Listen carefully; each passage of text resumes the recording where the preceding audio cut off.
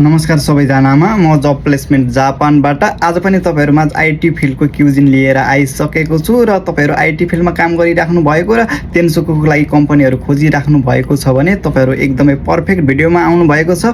अन्तिमसम्म skip नगरी हेर्नु होला। तपाईहरुलाई मैले कम्पनीको बारेमा डिटेल बताउने छु।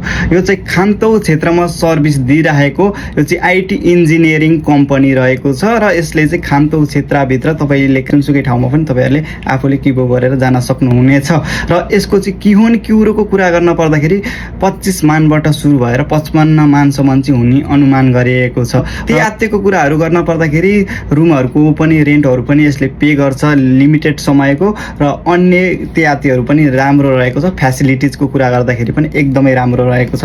काम गर्ने समयको कुरा गर्न पर्दाखेरि बिहान 9 बजेदेखि बेलुकीको 6 बजेसम्म रहेको छ र तपाईसित टोइकहरु भयो भने टोइकहरु हुँदाखेरि पनि तपाईहरुलाई केही मात्रामा स्यालेरीहरु बोनसहरु अप हुने रहेको छ। यो कम्पनीको बोनसको कुरा गर्न पर्दाखेरि वर्षमा 2 पटक यसले बोनस पे गर्दछ र बोनस पनि यसको राम्रो रहेको छ। लगभग युनकागेचो बोन चाहिँ यसले बोनस दिने गरेको छ। नियोंगो नोरुको कुरा गर्न पर्दाखेरि जेएलपीटी यान 2 भयो भने चाहिँ तपाईले यो कम्पनीलाई एप्लाई गर्न सक्नु भयो।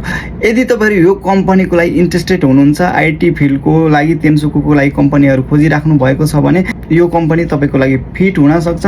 जति सक्दो हामीलाई स्क्रिनमा दिएको नम्बरमा डीएम गर्नुहोस्, कल गर्नुहोस् र जब प्लेसमेन्ट जापान भनेर टिकटक आईडी पनि छ। त्यहाँबाट पनि तपाईहरुले अन्य इन्फर्मेसन लिन सक्नुहुनेछ र तपाईहरुले हामीलाई फोन गरेर पनि धेरै कुराहरु बुझ्न सक्नुहुनेछ। र आजको भिडियो यति नै रहेको थियो।